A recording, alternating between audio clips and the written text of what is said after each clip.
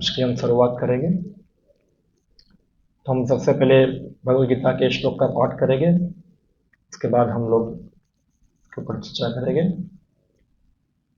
ये गीता का 10वां अध्याय 2 नंबर का श्लोक है। ओम नमो भगवते वासुदेवाय।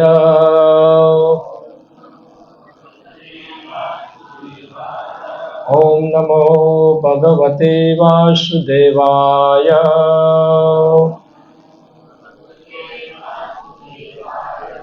ओम नमो भगवते वासुदेवाय।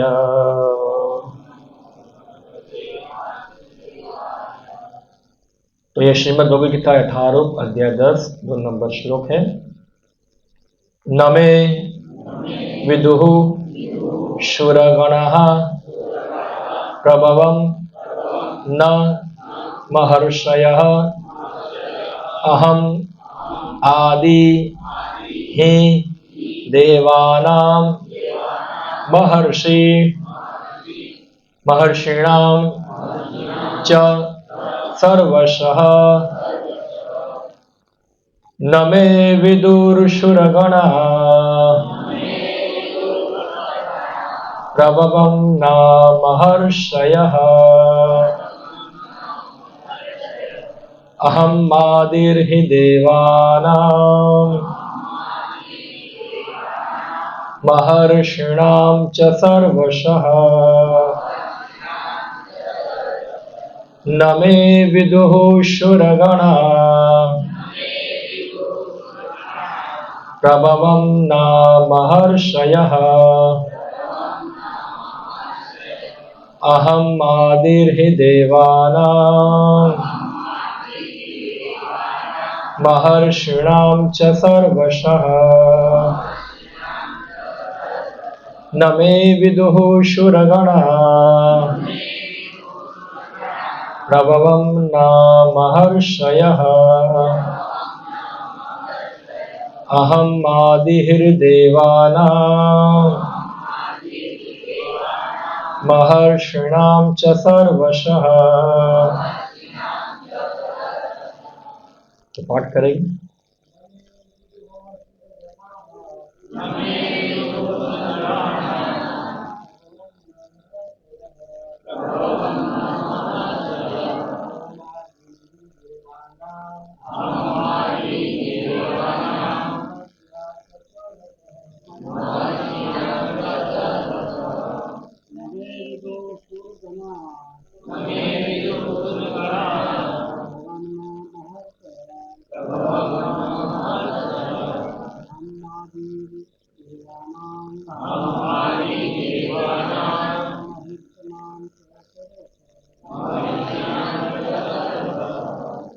न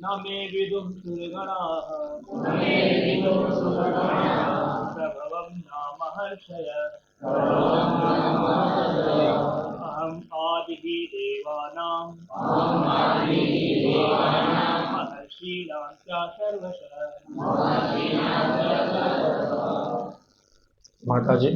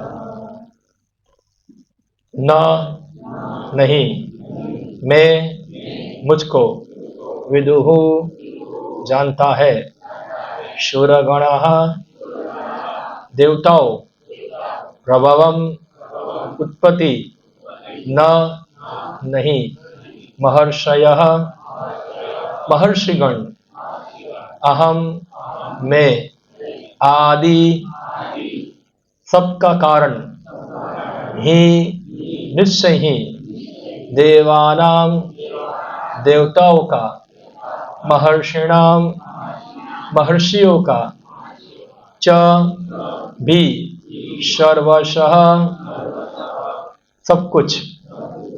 अनुवाद एवं तात्पर्य कृष्ण कृपामूर्ति अभय चरणारविंद भक्तिवेदांत स्वामी श्री प्रभुपाद द्वारा अनुवाद पढ़ते हैं। ना तो देवतागण मेरे प्रभाव या ऐश्वर्य को जानते हैं और ना महर्षिगण ही जानते हैं, क्योंकि मैं सभी प्रकार से देवताओं और महर्षियों का भी कारण स्वरूप हूँ, निगम हूँ। ओम ज्ञानतिमिरन्धस्य ज्ञानञ्जनशलाकया चक्षुरुन्मिलितं येन तस्मै श्रीगुरुवे नमः। श्रीचैतन्यमनोभीष्टं स्थापितं येन भूतले स्वयं रूपः कदा मह्यं ददाति स्वपदान्तिकं। वन्देऽहं श्रीगुरो श्रीयुतपदकमलं श्रीगुरुन् वैष्णवांश्च श्रीरूपं साग्रजातं सहगण रघुनाथं नुतं त्वं सजीवं साद्वैतं सावधूतं परिजनसहितं कृष्णचैतन्यदेवं श्रीराधा कृष्णपादां सहगण ललिता श्रीविशाखान्वितांश्च श्रीकृष्णचैतन्य प्रभु नित्यानंद श्री अद्वैत गदाधर श्रीवासादि गौरभक्तवृंद। हरे कृष्णा कृष्णा कृष्णा हरे हरे, हरे राम राम राम हरे। ये एसी ऑटो मोड में है, अपने आप चालू होते बंद होते, टेम्परेचर मेंटेन होता है। इसे ज्यादा चिंता मत करो, बंद हो गया ऐसा, धीरे धीरे चालू हो जाएगा अपने आप। आप लोग रेलवे में ट्रैवल किया है कभी एसी कोच के अंदर? पता है बंद हो जाता है बीच में, पहले फिर चालू हो जाता है, तो ये ऑटो मोड में होता है ये। तो चला सबको चिंता हो जाता है क्या होगा बढ़ जाएगा क्या होगा हम लोग, थोड़ा 5 मिनट बाद देखिए अपने आप चालू हो जाएगा वो। ये ऑटो मोड में होता है ये। हाँ, ज़्यादा चिंता करने की आवश्यकता नहीं है। ओके, तो आज जो हमारा विषय है वह है देवताओं और भगवान में अंतर। और ये थोड़ा बहुत महत्वपूर्ण विषय है हमारे समझने के लिए, खास करके ये हिंदू समाज के अंदर ऐसे बहुत सारी भूल धारणा होती है कि बहुत सारे भगवान हैं। इसको अंग्रेजी भाषा में कहते हैं पॉलीथिज्म, भविष्यवाद। जैसे क्रिश्चियन और बाकी इस्लाम के अंदर वो लोग बताते हैं मोनोथिज्म, यानी कि एकेश्वरवाद, कि हमारे धर्म के अंदर एक ही भगवान है और बाकी ये जो आपका वैदिक धर्म है उनके अंदर बहुत सारे भगवान हैं। ऐसा कई बार होता है। तो ऐसा नहीं है कि वैदिक जो संस्कृति है उसमें बहुत सारे भगवान हैं, भगवान एक ही है। जैसे हमारा पिता कितना है, 2 के 1 है, एक ही होते हैं। ऐसे भगवान भी क्या है, एक है। मगर कई बार क्या होता है कि लोग भगवान की स्थिति को सही तरह से न जानने के कारण कई बार देवों को पूर्ण भगवान के रूप में मान लेते हैं, तो ये थोड़ा गड़बड़ी होता है। इसका कारण ये है कि कुछ लोगों का ऐसा धारणा है कि भगवान का कोई रूप नहीं है, ऐसा उनका धारणा है, भगवान का कोई रूप नहीं है। इसलिए आप कोई भी रूप को मान लो चलेगा।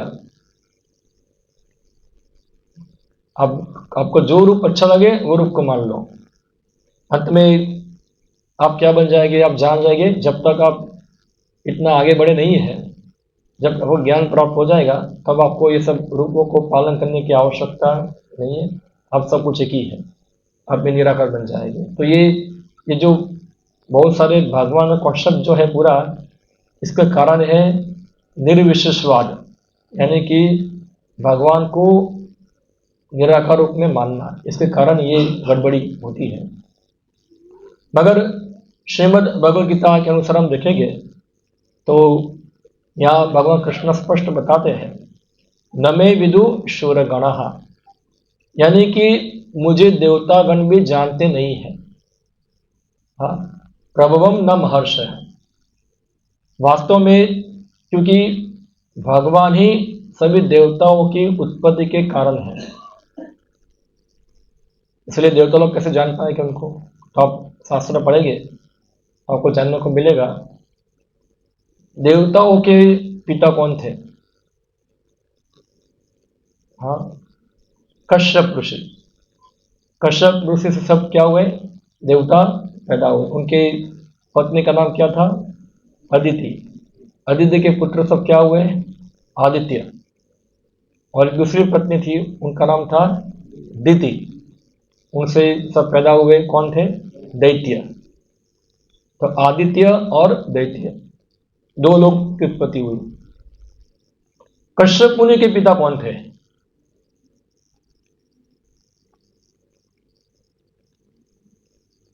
कौन बताएगी।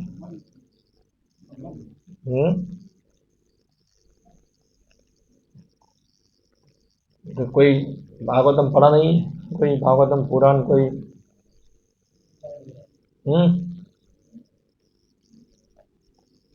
कौन बताएंगे। मरीचि, क्या नाम था, मरीचि। और उनके पिताजी कौन थे, उनके पिताजी ब्रह्मा थे। और ब्रह्मा के पिताजी कौन है, विष्णु खुद। ब्रह्मा का जन्म कैसे होता है, भगवान विष्णु की नाभि से कमल निकलता है। तो ब्रह्मा के माता कौन हुए, भगवान विष्णु। उनके पिता भी कौन है, विष्णु। इसलिए ब्रह्मा का एक जन्म है, एक नाम होता है पद्मज। पद्मज यानी कि जिनका जन्म कैसे हुआ है, कमल के द्वारा हुआ है, पद्मज। हाँ, तो ये हम देखते हैं कि देवताओं और ब्रह्मा जी जो है वो लोग भी भगवान की स्थिति को जानते नहीं है, क्योंकि भगवान उनसे, उनकी सृष्टि से पहले उनका अस्तित्व है। जैसे कहानी आती है, आपको चित्र दिखाता हूं, समझ पाएंगे। ये चित्र है एक द्वारका के लीला का। एक बार ब्रह्मा जो थे, एक बार भगवान कृष्ण को मिलने के लिए द्वारका आए। और द्वारका जब आए तो द्वारपालों ने ब्रह्मा को रोका और बोला, किसको मिलना है, बोला कृष्ण को मिलना है। कौन है आप, बोला ब्रह्मा, जाके बताओ। तो भगवान कृष्ण को जाके द्वारपाल बताए कि ब्रह्मा जी आपको मिलने आए हैं। तो कृष्ण भगवान ने द्वारपालों को बोला, कौन से ब्रह्मा, कौन से ब्रह्मा आए हैं। इसलिए द्वारपाल जाके ब्रह्मा को पूछते हैं, कौन से ब्रह्मा। तो ब्रह्मा को ये सुन के क्या हुआ, थोड़ा आश्चर्य हो गया। कौन से ब्रह्मा, ऐसी बात क्यों कर रहे हैं आप। फिर द्वारपाल ने बताया, द्वारपाल को ब्रह्मा जी ने बताया, जाके बोलो 4 कुमारों का पिता वो ब्रह्मा आया है। बाद में बोला 4 कुमारों के पिता ब्रह्मा वो आए हैं। भगवान कृष्ण ने बोला ठीक है भेज दो। और ब्रह्मा जी आए, भगवान को प्रणाम किया। और ब्रह्मा जी ने पहला ही प्रश्न ये पूछा कि आपने द्वारपालों से ये क्यों पूछा है कौन से ब्रह्मा। ब्रह्मा यानी कि ब्रह्मा, मेरे अलावा कोई ब्रह्मा है कि नहीं है। तो भगवान कृष्ण थोड़ा हंसे और ऐसे ही उन्होंने अपनी इच्छा के द्वारा धीरे धीरे अलग अलग ब्रह्मांड से अलग अलग ब्रह्मा को बुलाया। ये चित्र देखिए आप, ये चित्र के अंदर अलग अलग ब्रह्मांड से ब्रह्मा आ गए। तो कोई ब्रह्मा आया उसका 5 मुख था, कोई ब्रह्मा का 10 मुख था, कोई ब्रह्मा का 20 मुख था, कोई ब्रह्मा का 100 था, किसी का 1000 था, किसी का 1 लाख था, किसी का कोई करोड़ था। सोचो कितने सारे मुख वाले ब्रह्मा। और हमारे जो ब्रह्मा है वो कितने मुख वाले थे? 4 मुख वाले। और ये मुख जो ब्रह्मा के होते हैं वो दिए जाते हैं जितना बड़ा ब्रह्मांड इतने ज्यादा मुख, क्योंकि ब्रह्मांड का व्यवस्था करने के लिए ज्यादा दिमाग लगाना पड़ता है ना ज्यादा मुख चाहिए उनको। तो शास्त्र के अनुसार पता चलता है कि जो पूरे ब्रह्मांड के अंदर सबसे छोटा ब्रह्मांड जो है पूरे भौतिक जगत के अंदर, वो ये ब्रह्मांड है। इससे बड़े बड़े ब्रह्मांड भी अन्य बाहर उनका अस्तित्व है। और सभी ब्रह्मा आकर भगवान कृष्ण के चरणों में प्रणाम किया। जैसे उनके मुंगट जो थे जमीन पर टकरा कर एक बड़ी ध्वनि उत्पन्न हो रही थी। और ब्रह्मा जी सब देखते रहे। सभी ब्रह्मा के सामने ब्रह्मा जी अपने आप को एक चींटी जैसा फील कर रहे थे। जैसे एक बड़ा हाथी हो, उसके साथ चींटी क्या होगा। तो ब्रह्मा जी सोचे कि इतने सारे ब्रह्मा और मेरी स्थिति क्या है। इसलिए ब्रह्मा जी जो है श्रीमद् भागवतम के अंदर एक श्लोक बताते हैं। इसमें ब्रह्मा जी बोलते हैं कि कोई व्यक्ति ऐसा मानता है कि मैंने कृष्ण को जान लिया, वो व्यक्ति मूर्ख है। जहां तक मेरा संबंध है, मैं अभी तक भगवान कृष्ण को समझ पाया नहीं हूं। देखो ये ब्रह्मा जी खुद बताते हैं। अरे ब्रह्मा से जरा बुद्धिशाली व्यक्ति कौन होगा? हाँ, ब्रह्म से जरा बढ़कर व्यक्ति पूरे ब्रह्मांड में कौन होगा? ये ब्रह्मा जी खुद स्वीकार करते हैं कि मेरे लिए भगवान कृष्ण को समझ पाना क्या है? मुश्किल है। तो क्यों? क्योंकि भगवान जो है ये भौतिक जगत से परे है। और देवताओं के लिए भी भगवान के स्थिति को समझ पाना क्या है? बहुत मुश्किल है। इसलिए गीता के अंदर भगवान कृष्ण बोलते हैं न मे विदुहु ईश्वर गणा, कि मुझे देवता लोग भी जानते नहीं है। एक तो जानना या नहीं देखना, और एक उनकी हर स्थिति को जानना, तत्वता जानना, ये भी देवता लोग जानते नहीं है। फिर इसलिए ब्रह्मा जी ने एक पुस्तक जो है, यानी कि एक संहिता है जिनका नाम है ब्रह्म संहिता। ब्रह्म संहिता के अंदर ब्रह्मा जी भगवान कृष्ण की स्तुति करते हैं।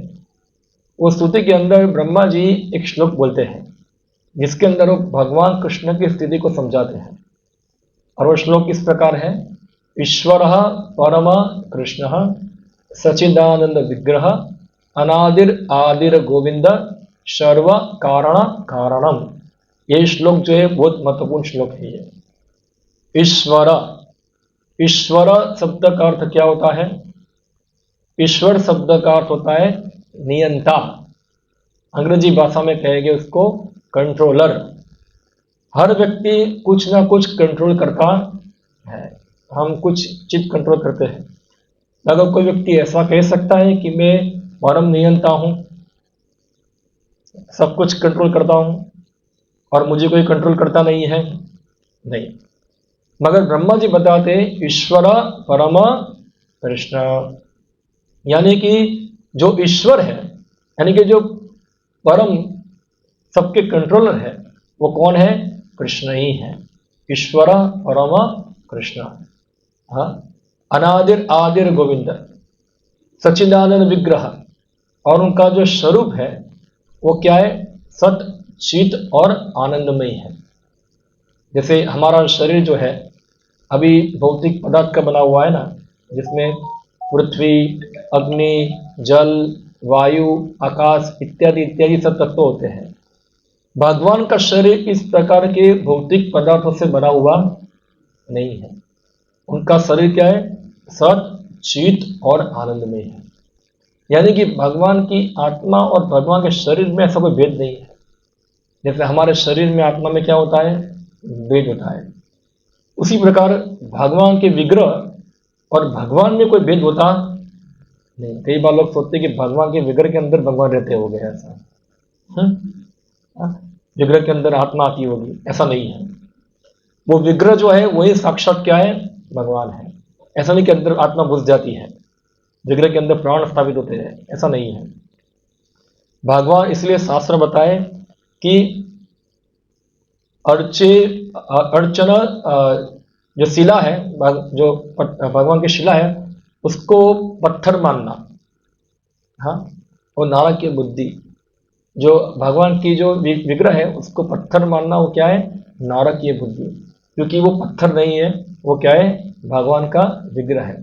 तो भगवान का जड़ शरीर नहीं होता है, हाँ, सच्चिदानंद शरीर है। इसलिए ब्रह्मा जी क्या बोलते हैं, ईश्वर परम कृष्ण सच्चिदानंद विग्रह। फिर अनादिर, अनादि, अनादि का मतलब क्या है, जिनका कोई आदि नहीं है। जैसे आपका आदि कौन है, आपके पिताजी, उनका आदि कौन होगा, उनके पिताजी, उनका आदि कौन होगा, उनके पिताजी। फिर ऐसे जाएंगे आप, ऊपर ऊपर जाएंगे, कहाँ पहुंचेगा। अगर विज्ञान पढ़ने वाले हैं तो वो बोले कि हमारे आदि कौन है, बंदर, हाँ वही है ना, सबके आदि मानव सब बोलते हैं बंदर, मगर हम लोग ये बात को स्वीकार करते हैं, हमारे आदि बंदर नहीं है, हमारे आदि ब्रह्मा तक पहुंचते हैं, ब्रह्मा से भी आगे जाते हैं। तो कौन है सबके आदि, कृष्ण। अनादिर आदिर, उनका कोई आदि नहीं है। जैसे कई बार लोग प्रश्न पूछते हैं कि भगवान को किसने बनाया, तो भगवान को किसने बनाया ऐसा प्रश्न हम पूछेंगे, प्रश्न ही गलत है पूरा। क्योंकि अगर कोई व्यक्ति भगवान को कोई बनाता है तो फिर जो भगवान को बनाएगा वही भगवान हो गया ना फिर तो।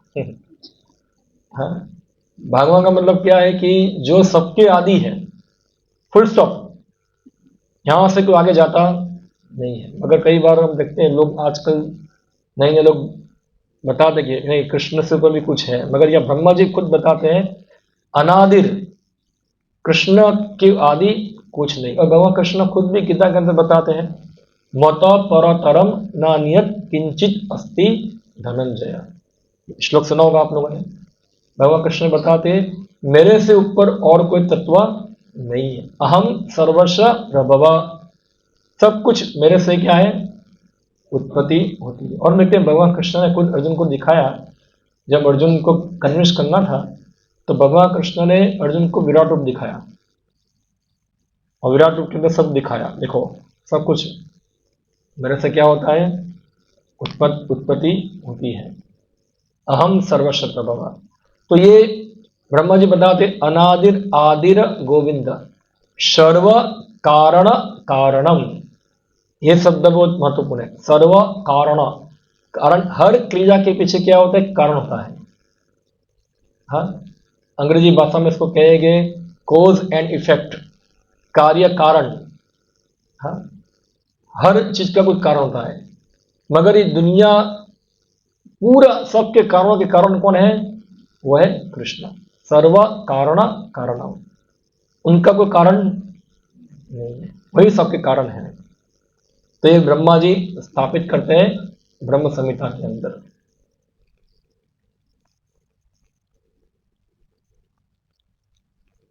अभी देवता और भगवान में थोड़ा अंतर हम देखते हैं। तो देवता जो है वो अनेक हैं। तो देवता कौन है पहले तो हम जानेंगे। तो देवता जो है, जैसे भगवान गीता के अंदर बताते हैं, मामेव अंश जीवलोके जीवभूत सनातन, जितने भी जीव हैं वो क्या है, मेरे अंश है। हम भी भगवान के क्या है, अंश है। जितनी भी आत्मा है सब भगवान के अंश है। अभी उन आत्माओं में जो आत्मा ज्यादा पुण्यवान होती है, ज्यादा पुण्यशाली होते हैं, ऐसे व्यक्तियों को देवताओं का पद प्राप्त होता है। देवताओं का पद प्राप्त होने यानी कि ये ब्रह्मांड के संचालन में भगवान की सहायता करने के लिए उनको एक नियुक्ति की जाती है। इसलिए देवताओं को भगवान की विभूति भी कहते हैं। गीता में एक चैप्टर आता है, उसका नाम है विभूति योग, पढ़ा होगा आप लोगों ने। हाँ, तो विभूति यानी कि भगवान के प्रतिनिधि। भगवान ने देवताओं को शक्ति संपन्न किया है। जैसे हम देखते हैं एक देश को चलाने के लिए एक पूरी पार्लियामेंट होती है, हाँ, और पार्लियामेंट के अंदर अलग अलग मिनिस्टर होते हैं जो पूरा देश को चलाते हैं। हाँ, उसी प्रकार ये ब्रह्मांड को चलाने के लिए भगवान ने अलग अलग देवताओं को नियुक्त किया है, जो ब्रह्मांड के अलग अलग डिपार्टमेंट को क्या है, संभालते हैं। जैसे सूर्य देवता है, उनका डिपार्टमेंट क्या है, प्रकाश देना। वायु देवता है, उसका डिपार्टमेंट क्या है, हवा प्रदान करना। ब्रह्मा का डिपार्टमेंट क्या है, सर्जन करना। शिव जी का डिपार्टमेंट क्या है, विनाश करना। और ऐसे ही अलग अलग कितने 33 कोटि देवता हैं, सबको अलग अलग, कुछ कुछ देवता प्रोमिनेंट हैं, कुछ देवता गौण हैं। हाँ, जैसे बताया लोकपाल, 12 लोकपाल है। लोकपाल यानी कि जो मुख्य, जैसे हम देखते हैं गवर्नमेंट के अंदर कैबिनेट होती है, कैबिनेट।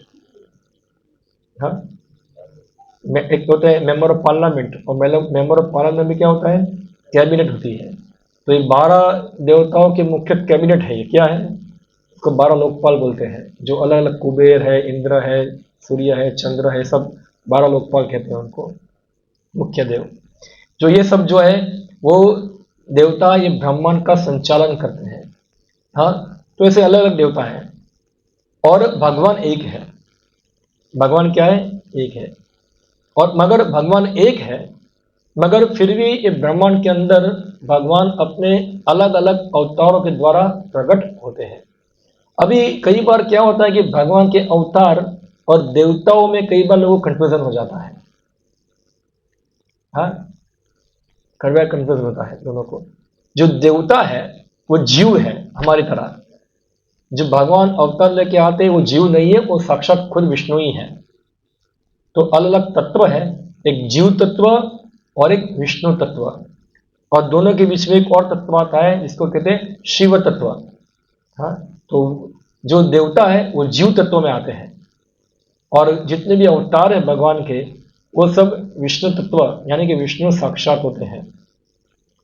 जैसे ब्रह्म संहिता में श्लोक है, अद्वैतम अच्युतम अनादि अनंत रूपम। हाँ, भगवान अद्वैत यानी कि एक कृष्ण जो है, अद्वैतम अच्युतम, अच्युत यानी कि जो कभी नीचे गिरते नहीं, अनंत रूपम, उनके अनंत रूप है, अनंत रूप होते हैं। अभी जो भी भगवान का अवतार आता है वो अवतार का वर्णन शास्त्र में होना चाहिए। अगर शास्त्र में उसका वर्णन नहीं है तो फिर ऐसे अवतारों को अवतार माना जाना चाहिए नहीं। कई बार क्या होता है, कोई जादूगर होगा, थोड़ा जादू दिखाएगा, तो हम लोग उसको क्या बनाते हैं, भगवान का अवतार घोषित करते हैं कि ये अवतार हो गया है। हाँ, मगर हमको शास्त्र में देखना पड़ेगा कि क्या इसका वर्णन है कि नहीं है। एक बार बांग्लादेश के अंदर उधर का एक मिनिस्टर था, जो हमारे इस्कॉन के भक्त हैं।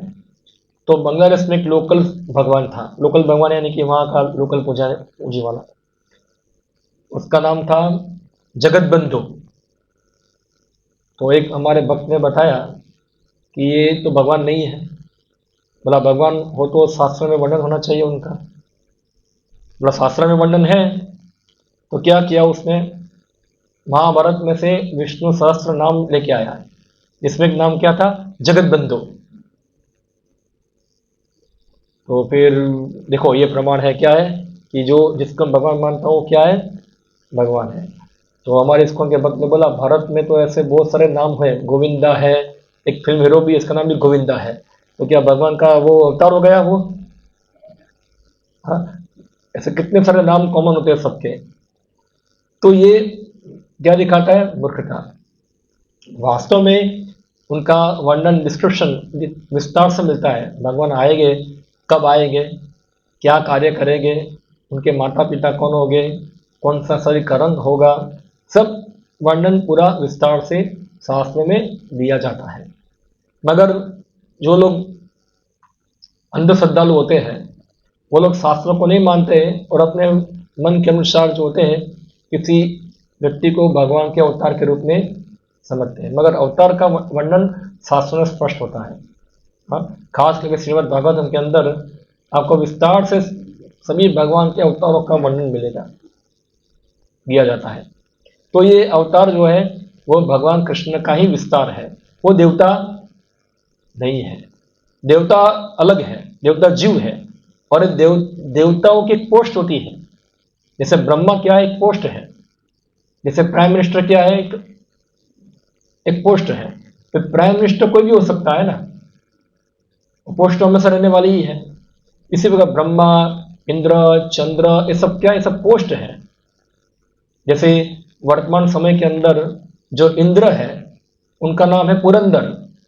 इंद्र भी बार बार बदलते हैं। जैसे 5 साल के बाद क्या होता है, नई सरकार आती है। उसी प्रकार देवताओं का भी ऐसा है। 71 71 मनवंतर तक देवता लोग का शासन चलता है, उसके बाद नए देवता आ जाएंगे, उनका स्थान वो लेंगे।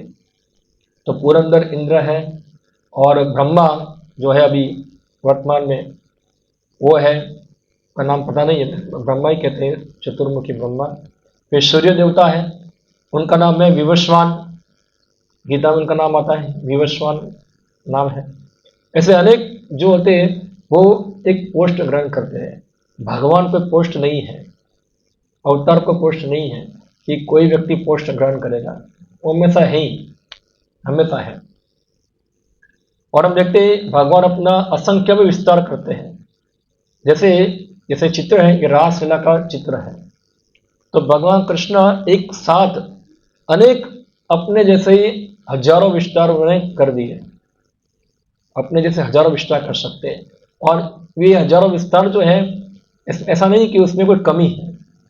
सभी विस्तार क्या है, पूर्ण है, सभी कंप्लीट है। थोड़ा समझना मुश्किल है हमारे लिए, कैसे एक व्यक्ति इतना सारा विस्तार करेगा और सभी विस्तार क्या है, पूर्ण। ऐसा नहीं कि जो पहले का विस्तार वो ज्यादा होगा, बाकी का कम होगा, सभी इतने कंप्लीट है। और भगवान ने करके दिखाया। हम देखते हैं कि कृष्ण लीला के अंदर एक कहानी आती है। भगवान कृष्ण एक बार, एक राजा था, उन्होंने एक स्वयंवर रचा था कि उनके पास बहुत सारे बुल सांड थे। वो सांड को कोई बांध देगा, वहीं उनके साथ ही उसकी जो राजकुमारी थी उसका क्या करेंगे, विवाह कराएंगे। और वो राजकुमारी का नाम था सत्या। तो 60 भयंकर बुंड जो ये सांड थे, सब राजा आते अपना हाथ पैर तोड़ के चले जाते थे, क्योंकि सांड तो बहुत भयंकर होता है ना। और भगवान कृष्ण आए जब, तो उन्होंने अपना विस्तार साथ में किया। इससे पहले जब भगवान कृष्ण सांड को पकड़ रहे थे, तो सत्या जो थी उसको लगा कृष्ण तो सांड को पकड़ लेंगे, और उससे मन में शंका हुई कि मुझे भगवान के नंबर 8 पढ़ना पड़ेगा, क्या है। और ये 7 तो उनका विवाह हो चुका था, भगवान का 8 मुख्य रानियां हैं उनके, उसमें 8 नंबर क्या है, सत्या का है। तो सत्या ने सोचा मेरा 8 नंबर होगा तो मैं तो सबसे लास्ट में रहूंगी, मेरे ऊपर 7 नंबर है और दूसरे। और भगवान कृष्ण ने क्या किया, 7 में विस्तार किया अपना, और बताया, सत्या का डाउट क्लियर किया कि मैं 7 क्या हजारों विस्तार कर सकता हूँ। हाँ, अपना हजारों विस्तार कर सकता हूँ मैं। इसलिए जब भगवान अपने भक्तों के साथ व्यक्तिगत रूप से व्यवहार करते हैं, कोई सोचेगा भगवान धाम में क्या हो, भगवान के इतने सारे भक्त है, वहाँ मैं जाके क्या करूँगा उधर सब उधर है, सब कितने सारे डिवोटी उधर है भगवान के। हाँ, सब गोपी है, नंदो महाराज जैसे कितना सारा वृंदावन है, और मैं अकेला पुणे में खड़ा रहूंगा ऐसे। पता नहीं भगवान मेरी तरफ देखेंगे कि देखेंगे नहीं ऐसा मगर ये लीला के द्वारा भगवान बताते हैं कि मैं प्रत्येक के साथ विस्तार करके व्यक्तिगत रूप से क्या करते हैं, उनके साथ व्यवहार करते हैं। उनके साथ भगवान के पास हर भक्तों के लिए समय है, क्या है, हर भक्तों के लिए उनके पास टाइम है। ऐसा नहीं कि भगवान वेटिंग रूम में बैठे हुए, सब लोग वेटिंग में बिठाया, चलो एक वक्त अभी मिलो, एक वक्त अभी मिलो, ऐसा नहीं है भगवान, क्योंकि भगवान है वो, उनके पास सभी के लिए समय है, सभी के लिए वो अवेलेबल है हमेशा। तो ये भगवान का विस्तार है। जो योगी होते हैं वो अपना विस्तार कम से कम 8 या 9 रूपों में कर सकते हैं। योगी भी विस्तार करते हैं अपना, हाँ, 8-9 में। जैसे कर्दम मुनि एक योगी थे, उन्होंने अपना विस्तार 8-9 रूपों में किया था। हाँ, मगर योगियों के विस्तार में और भगवान के विस्तार में अंतर क्या है। तो योगी में जो विस्तार होता है उसमें जो योगी का मूल रूप जो होता है वो जैसा काम करेगा बाकी 9 जो विस्तार है वही काम करेंगे। जैसे हमारा शैडो होता है, हम हाथ ऊपर करते हैं तो जो हमारा शैडो होगा वो भी क्या होगा, उसका भी हाथ ऊपर होगा। तो योगी में भी ऐसा ही है, कोई योगी का जो मूल रूप है 9 में विस्तार किया उसने अपना, और एक हाथ ऊपर किया तो बाकी 9 जो होंगे वो भी क्या करेंगे, अपना हाथ ऊपर करेंगे। यानी कि योगी लोग की तुलना भी भगवान कृष्ण के साथ की जा सकती है, तो तुच्छ है योगी तो के सामने। हाँ, तो ये है। तो देवता एक पोस्ट है जो भगवान देते हैं, विभूति, उनको शक्ति संपन्न करते हैं, पावर देते हैं, उनको शक्ति देते हैं। जैसे गवर्नमेंट किसी को पावर देती है, हाँ, ऐसे भगवान देवताओं को शक्ति देते हैं जिससे भगवान की ब्रह्मांड के संचालन की सेवा में भगवान का सहायता कर पाए। फिर इसमें बताया देवता भगवान के अंश है और भगवान परिपूर्ण परिपूर्ण है। जैसे यहाँ कृष्ण ने बताया अहम आदि देवानाम, सभी देवताओं का आदि कौन हूं, मैं हूं। हम आदि ही देवानाम, और भगवान क्या है, परिपूर्ण है। ईश्वर परम कृष्ण सचिदानंद विग्रह अनादिर आदिर गोविंद सर्व कारण कारण। देवताओं का कारण तो है, देवताओं के पिताजी कश्यप ऋषि, कश्यप ऋषि के पिता कौन है, मरीचि, मरीचि के ब्रह्मा, ब्रह्मा और ब्रह्मा के भगवान विष्णु। मगर यहाँ कृष्ण भगवान बताते मेरा कोई कारण, कोई बोलेगा कैसे, भगवान कृष्ण जन्म लिए तो उनके पिताजी कौन थे, वसुदेव और देवकी, तो कैसे आप बोल सकते हैं कि इनका कोई कारण नहीं है। हाँ, तो भगवान कृष्ण, भगवान की जो भी अवतार कई बार यहाँ आते हैं तो कई बार अपने भक्तों को माता पिता बना के पैदा होते हैं। इसका मतलब नहीं कि उनके कारण वो हो गए हैं। जैसे भगवान का एक अवतार है वराह अवतार, वो ब्रह्मा के नाक से निकला। हाँ, ब्रह्मा के नाक से उत्पन्न हुए तो ब्रह्मा जी उनके पिताजी हो गए। तो क्या ब्रह्मा वराह से ज्यादा बढ़कर है, नाक से निकले। और भगवान नरसिम्हा देव कहां से प्रकट हुए, वो खंबे से, पिलर में से निकले। हाँ, तो भगवान अपनी इच्छा से कहीं से ही प्रकट हो सकते हैं, वो बाध्य नहीं है। मगर कई बार उनके भक्त जो होते हैं वो ऐसा चाहते हैं कि भगवान हमारे यहाँ आए और मेरे पुत्र बने। अरे भक्तों को ऐसा महसूस तो करना पड़ेगा ना कि मैं उसका पुत्र बना, ऐसा लीला तो करना पड़ेगा ना, तभी भक्त तो महसूस कर पाएंगे। तो ऐसे भगवान की योग माया शक्ति के द्वारा ऐसा लगता है कि भगवान देव के गर्भ में गए और देव के गर्भ में से पैदा हुए। हाँ, और देव की ऐसा महसूस कर रही है कि देखो मैंने कृष्ण को जन्म दिया। हाँ, मगर वास्तव में भगवान का नाम है अजह। क्या है, अजय, यानी कि वो अजन्मा है। और कृष्ण भगवान खुद गीता के अंदर बताते कि अजो अपि सन्मयात्मा भूतानाम ईश्वर कृष्ण, मैं अजन्मा हूँ और सभी भूतों का स्वामी हूँ। हाँ, प्रकृतिम स्थाम अधिष्ठाय संभवामी आत्म माया, मैं अपनी खुद की अंतरंगा शक्ति से जगत के अंदर क्या होता हूँ, प्रकट होता हूँ। तो भगवान जब जन्म लेते हैं तो कोई बाह्य कारणों से बाध्य होकर उनको जन्म लेना पड़ता नहीं है। जबकि सामान्य लोगों का जन्म होता है वो अपने कर्म फलों के कारण जन्म लेता है। आप देखते हैं कृष्ण लीला के अंदर भगवान कृष्ण जब प्रकट हुए, हाँ, तो पहले चतुर्भुज बालक के रूप में थे, बाद में देवकी की प्रार्थना से क्या हो गए, वो शिशु बन गए। जैसे उनको लगा कि बालक ही है कोई। तो ये भगवान की योग माया शक्ति है। तो ऐसा नहीं समझना चाहिए कि भगवान की माता पिता, भगवान के बहुत, सबके माता पिता भगवान ही है। भगवान गीता में बताते हैं पिता हम जगतो दाता पिता पितामहश्च, मैं सभी का क्या हूँ, पिता पितामह, माता मैं ही हूँ। एक कर्मकांड में सूत्र दिखाते हैं तमे हो माता, फिर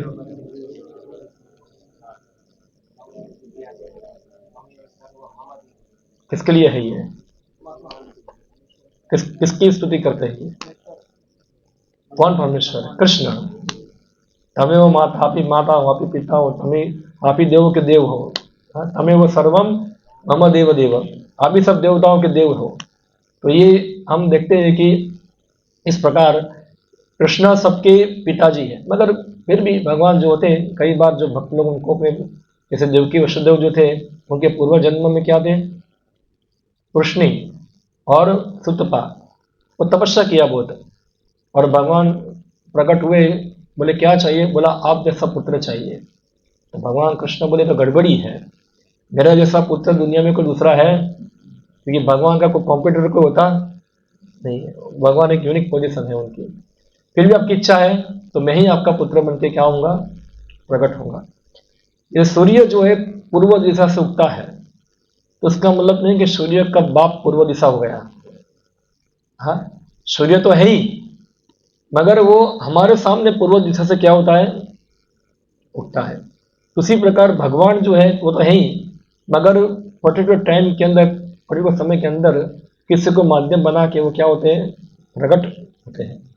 मगर वो क्या है? सबके कारण के कारण है, सर्व कारण कारणम। जबकि देवताओं है, उनका जन्म होता है, उनका मृत्यु भी होता है, देवताओं की मृत्यु भी होती है, भगवान की मृत्यु होती। कोई बोलेगा महाभारत के अंदर देखो, भगवान कृष्ण की मृत्यु हुई थी, अर्जुन ने उनका दाह संस्कार किया था, तो आप कैसे बोल सकते हो कृष्ण की मृत्यु होती नहीं है? तो इसके लिए आपको भागवतम पढ़ना पड़ेगा। कोई भी शास्त्र पढ़ना है तो उसको पहले से लेकर अंत तक पढ़ना पड़ेगा।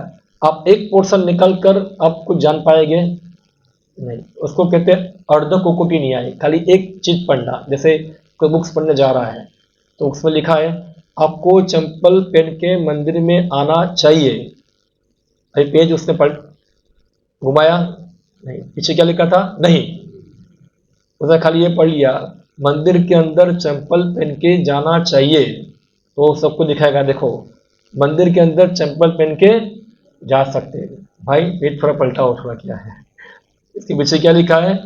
नहीं भी लिखा है।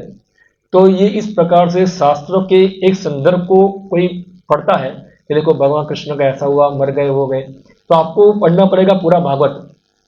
पूरे भागवत के अंदर स्थापित किया जा रहा है कि कृष्ण परमेश्वर भगवान है, पूरा महाभारत में स्थापित किया जा रहा है। और फिर भगवान कृष्ण खुद, ये जो लीला होती है, एक शिकारी भगवान के पैरों में बाण मारता है, जो यहाँ अंगूठे में लगता है। अभी अंगूठे में बाण लगने से कोई व्यक्ति मरता नहीं है, पहले तो गोली मारेगा तो मरेगा नहीं कोई, तो तीर लगा कोई मर जाएगा नहीं। मगर भगवान ने क्या ये लीला किया, क्योंकि बहुत सारे असुर लोग जो थे, जो भगवान के द्वेषी होते हैं, जैसे जरासंध था। हाँ, जरासंध क्या चाहता था? मैं कृष्ण को हराऊं, उसकी इच्छा थी हराने की। 17 बार भगवान के ऊपर आक्रमण किया, मथुरा के ऊपर 17 बार उसको क्या कर दिया? भगा दिया। अभी भगवान ने सोचा ये बेचारा हर बार आता है, हर बार भाग जाता है, एक बार उसको क्या करते हैं? चलो जिता देते हैं। तो भगवान कृष्ण ने क्या किया? भाग गए। तो क्या भगवान कृष्ण भाग गए, इसका मतलब ऐसा था कि जरासंध ताकत वाला था? हाँ, ये भगवान की क्या थी? जरासंध को मोहित करने की क्या थी? एक लीला थी, किसको क्या लगे कि मैंने कृष्ण को हरा दिया। हाँ, उसी प्रकार से जो लोग असुर थे, जो भगवान के द्वेषी थे, जो बार बार कृष्ण को मारना चाहते थे, तो भगवान ने सोचा ये लोग मुझे मरा हुआ देखना चाहते, चलो उसको दिखा देता हूं मैं क्या है, उनको शांति हो जाए थोड़ी। हाँ, इसलिए भगवान कृष्ण ने क्या किया? अपने जैसा ही एक डुप्लीकेट रूप बना दिया, भौतिक रूप छोड़ दिया इधर। हाँ, और भागवत में बताते हैं कि भगवान कृष्ण उससे पहले दारुक को बुलाया, दारुक को बताया कि अभी सभी देवताओं ने मैसेज भेज दिया कि भगवान अभी आप क्या करो, आपकी लीला समाप्त करो, अभी आप वापस आपके धाम में जा सकते हैं। सब मैसेज उनको आ गया। अब भगवान दारुक को बोला अभी मैं अपने धाम में जा रहा हूँ, द्वारका जाओ। सभी द्वारकावासियों को बोलना कि 7 दिन के बाद द्वारका में प्रलय आएगा, समुद्र डूब जाएगी। तो अर्जुन को पहले सबसे मैसेज देना कि अर्जुन सभी रानियों को, सभी लोगों को लेकर कहाँ चला जाए? वापस हस्तिनापुर। हाँ, और फिर वो शिकारी था, उसको भेज दिया वैकुंठ में, वैकुंठ से आया, वैकुंठ एयरलाइंस, उसने कहाँ भेज दिया? वैकुंठ के अंदर। और फिर मैत्रेय ऋषि, उद्धव, उनके साथ भगवान ने वार्तालाप किया और बता दें कि एक सेकंड के अंदर सब ऊपर लोग, देवता लोग राह देख के खड़े थे कि भगवान जब आएंगे थोड़ा फूल बुल डालेंगे, उनको हमारे घर पे बुलाएंगे पगला करने के लिए, सब बोलते हैं ना इंद्र बोलेंगे मेरे स्वर्ग लोग जाके जाओ सब लोग, पता नहीं एक बिजली की चमकार हुआ, ऐसे ही भगवान कहाँ चले गए, सीधा अपने धाम के अंदर। खाली शिव जी को भनक लगी और किसी को पता चला, बाकी सब देवता देख के लगे कहाँ गए एक सेकंड में। तो इस प्रकार भगवान अंतर ध्यान हो गए। और भगवान की लीला क्या है, एक ब्रह्मांड में अंतर ध्यान होती है, दूसरे ब्रह्मांड में क्या होती है, चालू होती है। यह सूर्य होता है, अभी ना अभी किसी ना किसी जगह पे उगता ही होगा, हाँ उगता है ना, और किसी ना किसी जगह पे अभी सूर्य अस्त भी होता होगा। हर क्षण सूर्य का उदय होता है, हाँ हर क्षण सूर्य का क्या होता है, अस्त होता है। उसी प्रकार से हर क्षण भगवान का किसी ब्रह्मांड में क्या होता है, प्राकट्य होता है। और हर क्षण ब्रह्मांड का, कोई ब्रह्मांड से भगवान का अप्राकट्य होता है, हर क्षण चलता रहता है। तो ये कृष्ण जो है सबके कारण है, देवता जो है वो उनके कारण कौन है, भगवान है, कृष्ण क्या कारण कोई नहीं है। फिर ये देवता जो है वो भगवान के एक शरणागत सेवक है। देवताओं को कोई समस्या होती है, हम देखते हैं शास्त्र में ऐसा बहुत वर्णन मिलता है, जब भी कोई देवता को समस्या होगी सब देवता कहाँ जाएंगे, क्षीर सागर के पास जाएंगे और वहां जाके एक स्तुति करते हैं जिसका नाम है पुरुषुप्त स्तुति। पता है आपको पुरुषुप्त है? पुरुषुप्त स्तुति बोलते हैं, हाँ क्या मंत्र उसका, सहस्त्र शीर्ष पुरुषा सहस्त्र अक्ष सहस्त्र पाहु, ऐसे ही एक स्तुति है, पुरुषोक्त स्तुति बोलते हैं उसको। तो ये स्तुति करते हैं देवता लोग, और फिर देवता लोग क्षीर सागर में जाएंगे, भगवान को देख सकते नहीं। आप भागवतम पढ़िए, भागवतम में वर्णन आता है जब देवता लोग सबसे पहले ब्रह्मा के पास गए कि अभी क्या है कि बहुत असुर बढ़ गए, उसका कुछ निवारण करना पड़ेगा। फिर ब्रह्मा सभी देवताओं को लेकर कहाँ गए, क्षीर सागर पे, फिर ये पुरुषोक्त स्तुति किया, और फिर भगवान ने एक मैसेज भेजा ब्रह्मा के हृदय के अंदर कि सभी देवताओं को बोल लो मैं प्रकट होने वाला हूँ, और आप सब भी मेरे साथ आ सकते, आना हो तो मैं भी प्रकट होने वाला हूँ। तो ये देवता जो है जब भी उनको समस्या होती है वो भगवान कृष्ण के पास, विष्णु के पास जाएंगे अपना रक्षा करने के लिए। जैसे भागवत में बहुत सारी कहानी आती है, जैसे भगवान कोई भी असुर आएगा तो देवता लोग उनके पास जाएंगे। ये देवताओं में और असुरों में अंतर है। देखो देवता असुर में भेद क्या है, तो पद्म पुराण एक श्लोक बताता है कैसे जान पाएंगे कौन है देवता और कौन है असुर। तो बताए विष्णु भक्त स्मृति देवा, जो विष्णु का अनुयायी है, जो भक्त है, वो सब कौन है, देवता। आसुर तद विप्रय, और उसके अलावा जितने भी है वो सब कौन है, असुर है। यानी कि जो देवता का पूजा करता है, विष्णु को भगवान के रूप में मानता नहीं है, वो सब क्या है, असुर है। उदाहरण के रूप में दूंगा मैं आपको रावण, हिरण्यकश्यपु, हाँ ऐसे बहुत सारे हैं जो देवताओं की पूजा करते हैं मगर विष्णु को भगवान के रूप में स्वीकार करते नहीं है, इसलिए उनको कौन सी कैटेगरी दी गई है, असुरों की। बाकी जितने देवता हैं वो सभी भगवान विष्णु के शरणागत सेवक है। आप देखिए ब्रह्मा सबके स्वामी कौन है, भगवान। भगवान को किसी देवता की सहायता की लेने की आवश्यकता पड़ती, वो अपने आप में परिपूर्ण है अपना काम करने में। हाँ वो कभी देवता के पास नहीं जाएगी बोले मुझे बचाओ, ऐसा है वो अपने आप सक्षम है सब करने के लिए।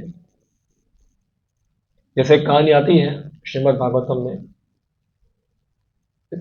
बाणासुर नाम का एक राक्षस था, असुर था बाणासुर। किसका पुत्र था वो, शिव जी का पुत्र था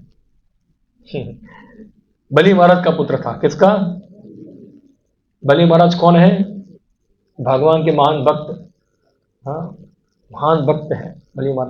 प्रहलाद के पुत्र, प्रहलाद के पिताजी हिरण्यकश्यप, तो सब दैत्य के पुत्र है। सब कौन है? दैत्य। तो दैत्य परिवार में जन्म हुआ, असुर परिवार में। तो बाणासुर जो था वो शिव जी का बहुत बड़ा भक्त था। तो शिव जी की प्रसन्नता से उसको 1000 हाथ मिले थे। कितने? और 1000 हाथों से वो सब बजाता है, शिव जी नाचते थे। एक बार इसके 1000 हाथों में क्या होगा? चढ़ आ गया। क्या बोलते हैं उसको हिंदी में? हाँ, कौन सी खुजली आई? मुझे लड़ना है, हाथ में ताकत आ गई। क्या करना है? मुझे लड़ना है, लड़ना है। तो शिव जी को बोला मुझे लड़ना है, आप मेरे साथ लड़ो। ऐसा है, मुझे क्या आ रही है? चढ़ आ रही है पूरी। शिव जी बोले चिंता मत करो, तुम्हारे चढ़ उठाने वाला आ जाएगा। ऐसा है, थोड़ा शांति रखो। और फिर हम देखते हैं, क्योंकि बाणासुर जो शिव जी का भक्त था और शिव जी से उन्होंने वरदान मांगा था। जैसे हम देखते हैं बलि महाराज जो थे, उनके पिताजी बलि महाराज, तो बलि महाराज ने वामन देव से सब कुछ, वामन देव ने सब कुछ बलि से ले लिया। मगर वामन देव खुद क्या बन गए? बलि महाराज के द्वारपाल बन गए, उनके द्वार पे खड़े रहते।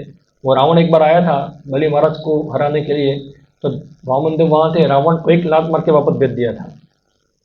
हाँ, वहाँ तो द्वारपाल, तो बाणासुर ने सोचा मेरा भी एक द्वारपाल होना चाहिए। तो उसने क्या कर दिया? शिव जी को बोला मैं आपका भक्त हूं, आप मेरे द्वारपाल बन जाइए। किसको बनाया? शिव जी को द्वारपाल बना दिया। अपने पिता की नकल मारी उसने।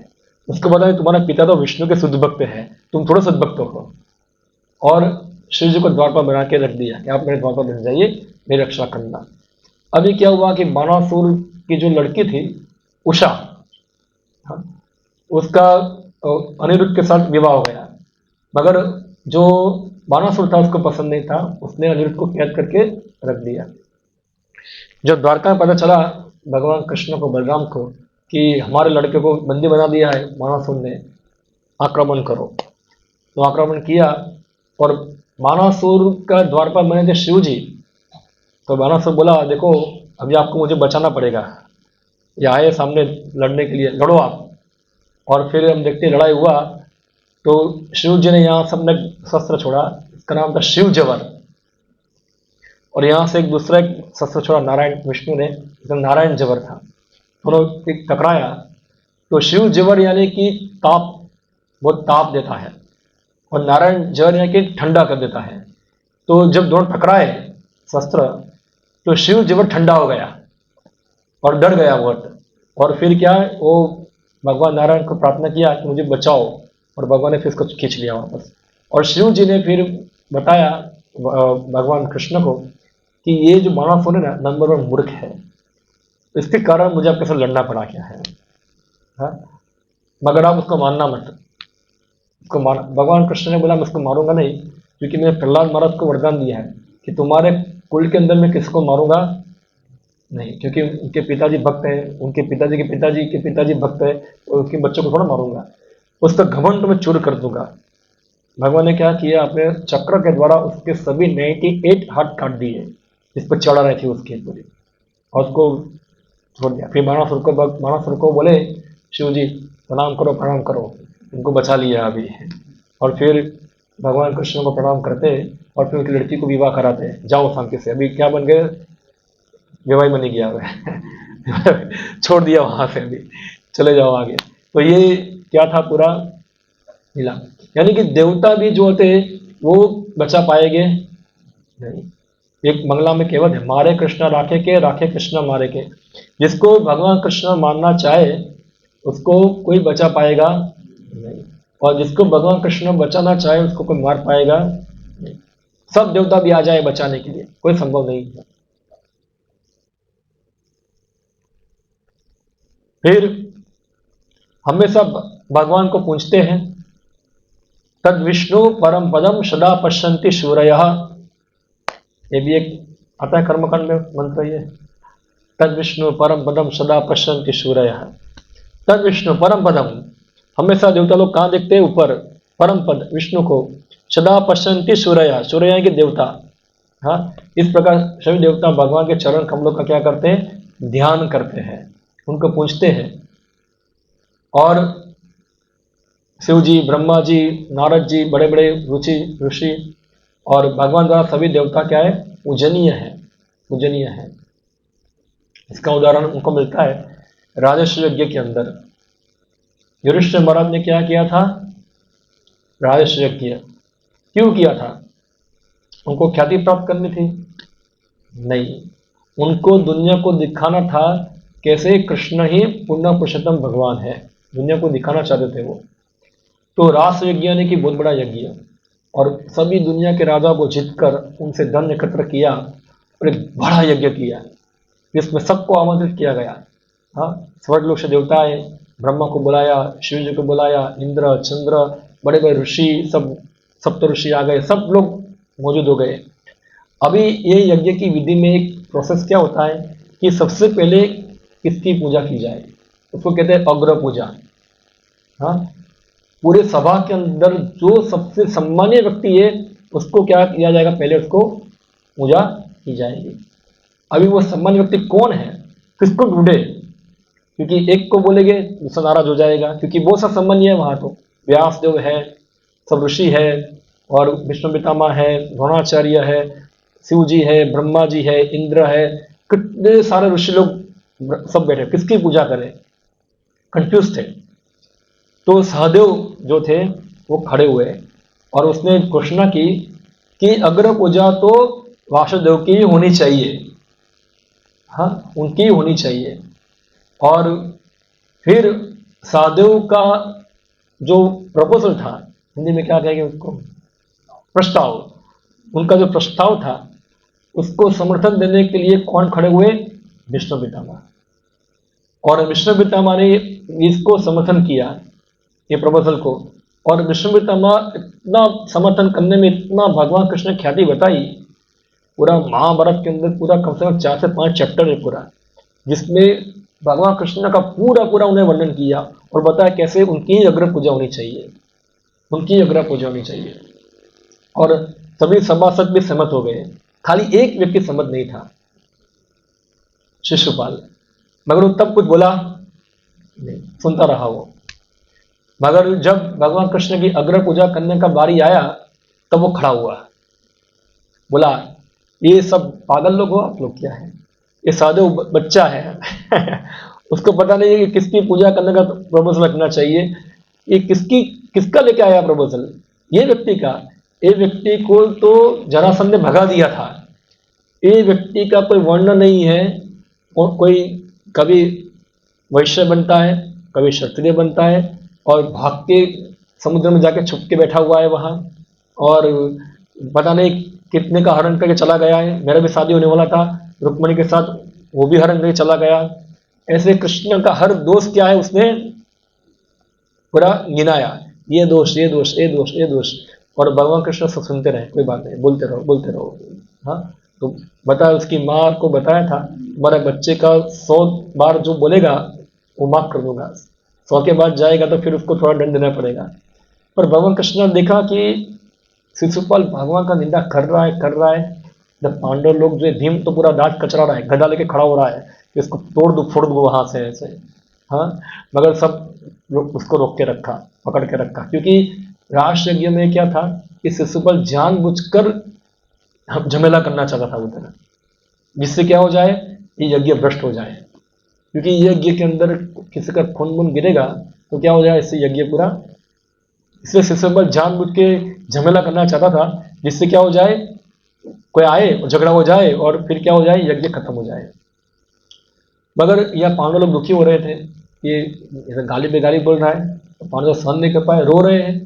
तो भगवान कृष्ण ने सोचा कि अभी बहुत हो गया, ये पांडव लोग का दुख सहन हो पाता नहीं है। फिर वह चक्र निकाला, चक्र डाल के क्या किया, शिशुपाल का गला काट दिया, एक बूंद भी नीचे गिरा नहीं, ऐसे उसको मारा वहां से। और फिर देखते देखते शिशुपाल की मुक्ति हो गई, सब लोगों ने देखा वहां।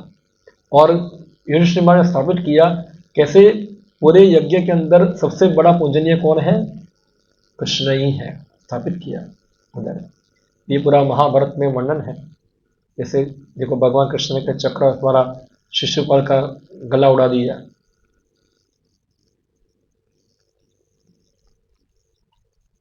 देवताओं का सर्जन ब्रह्मा करते, ब्रह्मा का सर्जन भगवान करते, भगवान का सर्जन कोई करता नारायण पर व्यक्तात्। शास्त्र में बताए कि नारायण अव्यक्त व्यक्त से क्या है, ऊपर है, उनका कोई क्रिएशन होता नहीं है। देवता जो है भौतिक गुणों में विद्यमान है, जबकि भगवान जो है भौतिक गुणों में विद्यमान नहीं है। अब ये थोड़ी कहानी है तो आप समझ हो रहा है। एक्चुअली में आधा ही स्लाइड खत्म हुआ है, बहुत सारा बाकी है, अगर आपको मैं शॉर्ट में बताता हूँ क्या है। कि एक बार ऋषि मुनि की असेंबली हुई, पार्लियामेंट उनकी इकट्ठा हुई, और सभी ऋषि मुनि का विषय था कि ब्रह्मा, विष्णु और महेश, इन तीनों में से सबसे श्रेष्ठ पूजनीय कौन है, चेक करना है। तो सब लोगों ने भृगु मुनि को चुना, क्या करो आप चेक करने जाइए। भृगु मुनि ठीक है, तो भृगु मुनि गए सबसे पहले ब्रह्मा के पास। अभी ब्रह्मा क्या है, भृगु मुनि के पिताजी है, और कोई पिताजी के पास जाएगा, वैदिक संस्कृति क्या है कि पिताजी के क्या करते हैं, पैर पड़ते हैं। भृगु मुनि ने ब्रह्मा के पैर पड़े, और ब्रह्मा ने देखा कि भृगु मुनि क्या कर रहे हैं, सदाचार का उल्लंघन कर रहे हैं। तो उनको अंदर से गुस्सा आ गया, तो उनकी आंखें क्या हो गई, लाल लाल हो गई। मतलब उन्हें गुस्सा को कंट्रोल किया किसी तरह से, और कंट्रोल कर कर फिर भृगु को भगा दिया वहां से, जाओ। और भृगु ने ऑब्जर्व किया कि ब्रह्मा जी क्या हुए, मेरे ऊपर गुस्सा हुए हैं। फिर भृगु मुनि गए शिव जी के पास, और शिव जी गए, भृगु मुनि को देखा, ओ मेरे भाई आओ। तो कोई भी भाई भाई मिल तो क्या कर, एक दूसरे को गले लगते हैं ना। तो भृगु मुनि को गले लगाने गए शिव जी, तो भृगु मुनि बोले छी छी छी छी छी छी, कितना दिनों स्नान नहीं किया, स्मशान में रहता है पूरा, ये सब नाक बाग लगा के रखा है, कितना गंदा है, तो चुप चुप चुप चुप, ऐसे दिखा रहा। शिव जी गुस्सा आ गया, सारे तो मुझे ऐसा बोलता है, अभी निकला त्रिशूल ऐसा है। भृगु को मारने के लिए दौड़े, और सती जो पार्वती जो थी शिव जी को रोकती, उसको मारो मत छोड़ दो ये। और भृगु मुनि ने ऑब्जर्व किया, देखो गुस्सा हो गई ये भी, हाँ, ये मानने के लिए आ गए। फिर वो गए विष्णु के पास में, कुंड में जाके विष्णु तो सहन कर रहे थे, और लक्ष्मी जी क्या कर रही थी, पेड़ दबा रही थी। भृगु जाके सीधा भगवान की छाती पर लाठी मार दिया, हाँ, सीधा लात मार दिया। और भगवान विष्णु ने आँख खोला, देखा कौन थे, तो भृगु मुनि है। और भृगु मुनि बोला, क्षमा करना मुनि, मुनीश्वर आप पधारे इधर, आपको पैर में लगा नहीं ना कुछ, क्योंकि आप, मेरी छाती क्या है, बुरा जो जैसे कठोर है, और अब ब्राह्मण के पैर कैसे होते हैं, पूरा कोमल कमल के जैसा है, तो कुछ डर तो फ्रैक्चर वैक्चर तो नहीं होगा ना आपको इधर, हाँ। पर क्षमा करना, मैं आप आए, मैं आपका स्वागत नहीं कर पाया। तो भृगु को अंदर से लज्जा हो गई कि देखो ये जो व्यक्ति है तीन गुणों से क्या है, ऊपर है। बाकी सभी देवता जो होते तीन गुणों के प्रभाव में होते हैं, हाँ, तीन गुण के प्रभाव में कई बार आ जाते हैं। शिव जी जो है ऑलमोस्ट गुणों से मुक्त है, क्योंकि शिव जीव भी नहीं है और विष्णु तत्व भी बीच में है। पर कई बार क्या होता है कि उनका संपर्क माया के साथ रहता है, क्योंकि वो माया के पति है, इसलिए कई कई बार वो गुणों के प्रभाव में कुछ कुछ बार आते हैं, वरना वो भी ऑलमोस्ट लिमिटेड है पूरा। मगर ब्रह्मा जी और बाकी देवता तो पूरे पूरे आ जाते हैं, हाँ। तो ये हम देखते हैं, इंद्र की भी कहानी ऐसी ही है। इंद्र एक बार इंद्रासन में बैठा हुआ था, और उनके गुरु बृहस्पति आए। तो जनरली गुरु आते तो क्या होना होता है, खड़ा होना पड़ता है। तो इंद्र बोला, ये तो हर रोज आते हैं, क्या हर रोज खड़ा होना है, ठीक है बैठा रहा। बृहस्पति छोड़ के चले गए, और फिर इंद्र को एक बार बृहस्पति ने श्राप भी दिया, तो क्या बन जाओ, शुगर बन जाओ। यानी कि ये देवता भी गुणों के प्रभाव में कार्य करते हैं,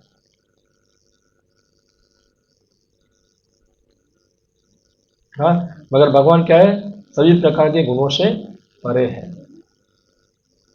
फिर ये लास्ट थोड़ा टॉपिक में लेता हूँ, एक्चुअली दो तीन टॉपिक बाकी है, फिर मैं खत्म करता हूँ। ये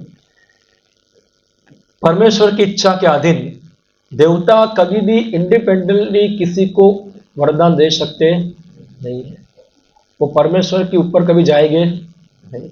मगर भगवान क्या है, स्वतंत्र है, उनको कोई रोक सकता नहीं। इसकी कहानी आती है भागवत महाभारत में आती है जयद्रथ की। हाँ, जयद्रथ जो था उसको जब पांडवों ने मारा था, जब द्रौपदी का हरण करने गया था ना जयद्रथ, भीम ने उसको मार मार के कचुआ बना दिया था उसको। हाँ, मगर युधिष्ठिर बाद में क्या किया, उसको छोड़ दिया था, छोड़ दो उसको। और बाद में जयद्रथ ने क्या किया था, शिव जी के बहुत बड़ा तपस्या किया और शिव जी को प्रसन्न कर कर उसने शिव जी से ऐसा वरदान मांगने का प्रयत्न किया कि मुझे ऐसा वरदान दो कि 5 पांडवों का वध कर दूंगा। शिव जी बोले संभव नहीं है। उनकी रक्षा करने वाला कौन है, भगवान कृष्ण है। तुम 5 पांडवों को कभी मार सकते नहीं। बोला मैंने आपका तपस्या किया, कुछ तो मिलना चाहिए ना।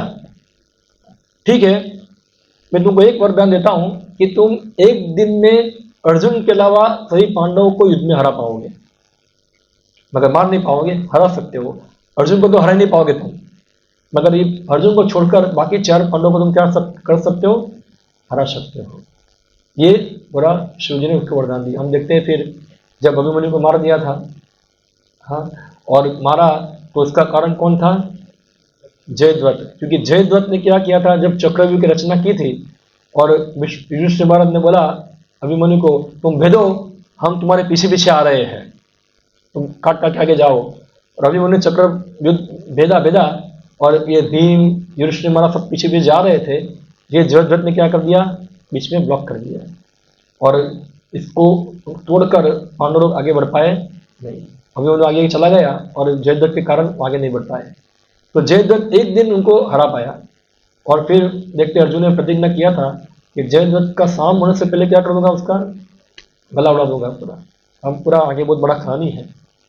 यानी कि हम समझ सकते हैं कि कैसे देवताओं के आदिम देवता जो थे, शिव जी ने भी इंडिपेंडेंटली कोई वरदान दिया नहीं, मगर यहाँ हम देखते हैं हिरण्यकश्यप को वरदान दिया था ब्रह्मा जी ने, ऐसे नहीं मरने का, ऐसा नहीं मरने का। ठीक है, तथास्तु। मगर भगवान नरसिंहदेव आए, क्या कर दिया, उसको चीर फाड़ के खत्म कर दिया। रावण को भी राम भगवान ने मार दिया, मगर प्रहलाद महाराज को कोई मार पाया, पांडवों को कोई मार पाया नहीं। क्यों, क्योंकि भगवान ने बोला था कि नमे भक्त प्रणश्यति, कोई देवता उनका बाल बांका कर पाएगा। प्रहलाद का हिरण्यकश्यप सभी देवताओं से डरते थे, प्रहलाद का एक बाल बांका कर पाया नहीं। तो ये है भगवान परम स्वतंत्र है। देवता लोग माया में गिरते हैं, भगवान माया में गिरते नहीं है। ऐसे बहुत सारी घटनाएं भागवत में आती है। इंद्र तो बार बार माया में गिरता ही है। कभी भगवान कृष्ण को गोवर्धन लीला में आपने सुना होगा। हाँ, एक बार भगवान कृष्ण को पर्वत धारण करना पड़ा। इंद्र सोच रहा है कि मैं कौन हूँ, बहुत बड़ा देवता हूँ, और ये क्या ग्वाल बाल जो है मेरी पूजा छोड़कर ये गोवर्धन की पूजा करने का प्रस्ताव रखा है। तो सब वृंदावन वासों को मारने के लिए क्या किया, उसने बहुत वर्षा किया। तो भगवान ने क्या किया, गोवर्धन धारण किया, दिखाया इंद्र को, देखो तुम कुछ भी नहीं, तुम तुच्छ हो पूरा। हाँ, ऐसे ही इंद्र, ब्रह्मा, शिव जी को भगवान की योग माया मोहित करती है। इसलिए हम देखते हैं भगवान कृष्ण ने एक अवतार लिया मोहिनी अवतार। हाँ, इसमें उन्होंने शिव जी को मोहित किया, मगर भगवान कृष्ण को कोई माया मोहित कर सकती। इसे मैं कई बार उदाहरण देता हूँ आपको। जब शिव पार्वती जा रहे थे, सती जा रहे थे, तो राम भगवान चिल्ला रहे थे, कहाँ है सीता, कहाँ है सीता, कहाँ है सीता। और उधर शिव जी प्रणाम किए राम भगवान को। तो सती पूछा किसको प्रणाम कर रहे हैं, बोला प्रभु इनको प्रणाम करो। बोला प्रभु काय के, तो चिल्ला रहे हैं कहाँ है सीता, कहाँ है सीता। नहीं, तुमको पता नहीं भगवान है ये। तो सती को विश्वास नहीं हुआ। उसने क्या किया, सीता का रूप लेकर राम के पास आ गई और क्या सोचा कि राम क्या हो जाएंगे, खुश हो जाएगी, सीता मिल गई, सीता मिल गई। और राम भगवान को जान गए। वो क्या बोले, हो माता जी आप आए, प्रणाम, कहाँ है महादेव जी, कहाँ है। अब अकेले आए इधर, बहुत लज्जा हो गया उसका, भाग गई वहां से। हाँ, शिव जी को अपमान लगा। एक पुराण में आता है एक घटना कि सती ने इस प्रकार भगवान राम की परीक्षा करने का प्रयास किया, शिव जी ने उसको मन से त्याग दिया। इसके कारण सती को अपना शरीर भी छोड़ना पड़ा दक्ष यज्ञ के अंदर पूरा। तो ये घटना पूरी आती है कि भगवान जो है वो कभी माया से मोहित होते नहीं। भगवान बताया देवी ऐसा गुणमयी मम माया दूरतया मामे प्रबंधते माया में काम तरती। जो भगवान कृष्ण के चरण में जाता है वो माया से मुक्त होता है। हाँ, ना कि भगवान माया में गिरते हैं। ओके, तो ये थोड़ा अंतर मैंने यहाँ बताया। अभी नेक्स्ट संडे तो हमारा दूसरा क्लास होगा, क्योंकि नेक्स्ट संडे नरसिम्हा चतुर्दशी है, तो थोड़ा इसके ऊपर हमारा प्रोग्राम होगा। उसके बाद नेक्स्ट संडे हम ये टॉपिक को आगे बढ़ाएंगे, जिसमें हमारा होगा देवता और भगवान की पूजा में अंतर क्या है, वो हम देखेंगे। ओके, हरे कृष्ण।